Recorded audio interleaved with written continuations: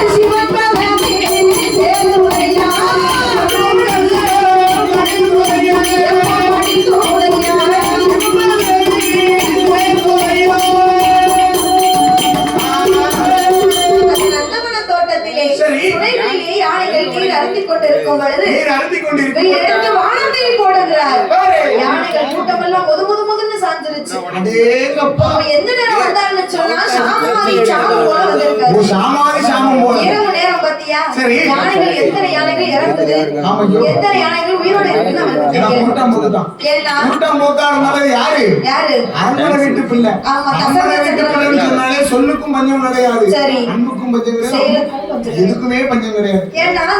சொன்னது 1000 மதியனைகளை கொண்டாதான் பிள்ளைன்னு சொன்னாரு. நம்ம 1000க்கு குறையா பண்ணாலும் நமக்கு பிள்ளை கிடைக்காது, 1000க்கு கூட கொண்டாலும் நமக்கு குழந்தை வரும் கிடைக்காது. சரி சொல்லி இரவு நேரம் பாத்தியா அப்படியே அயோத்திமா பட்டணத்திற்கு அரண்மனைக்கு திரும்பி போயிருந்தா. சரி, ஒரு உறக்கம் கிடையாது. என்ன விடிய விடிய அவருக்கு கண்ணு ஊற முடிச்சே இருக்கு. ஆமா, குறையா பொண்ணு 1000 செத்து போயிருக்குமா? 1000 கூட 1000 பொண்ணு செத்து போயிருக்குமா? யானை சாமம் என்ன செய்ய இப்படின்னு சொல்லி ஒத்த போட்டு உறக்கமின்றி விடிய விடிய கண்ணிலேதான் விடிய இருந்திருக்கு. அப்படி இருந்திருக்கு. மறுநாள் அந்த தசரத சக்கரவர்த்தி நந்தவன தோட்டத்திலே வந்து பார்க்கிறார்.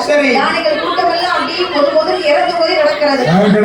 அப்படியே ஒவ்வொரு நாள் எண்ணி பார்க்கிறார். 1 2 3 4 5 6 7 8 999 யானை செத்து 1000 அடுத்து 900. சரி,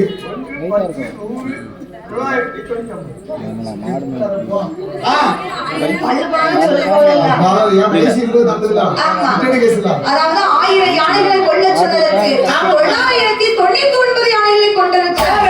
எத்தனை பாக்கி இருக்கு? ஒரு யானை இருக்குப்பா, ஒரே ஒரு யானை பள்ளிக்கூடம் போனது இல்லையா? மலைக்கு கூட வருதுன்னு கிடையாது. எங்க பள்ளிக்கூடத்து சோறும் நம்ம பேக் வச்சிருக்கோம். அந்த வீட்டு சோறு கொண்டு வரும். அதனால பள்ளிக்கூடம் பக்கமே போக மாட்டோம். அதெல்லாம்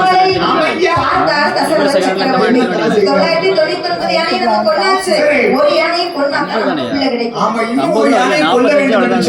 சொல்லி தோட்டத்திலே 7 பரன் போட்டு 7வது பரன் மேலே உட்கார்ந்து ஒளிகட்டி காத்து கொண்டிருக்கிறார். சக்கரவர்த்தி ஒரே ஒரு யானைக்காக அங்க ஒளிவிட்டு காத்து கொண்டிருக்க பக்கத்திலே ஒரு நாடு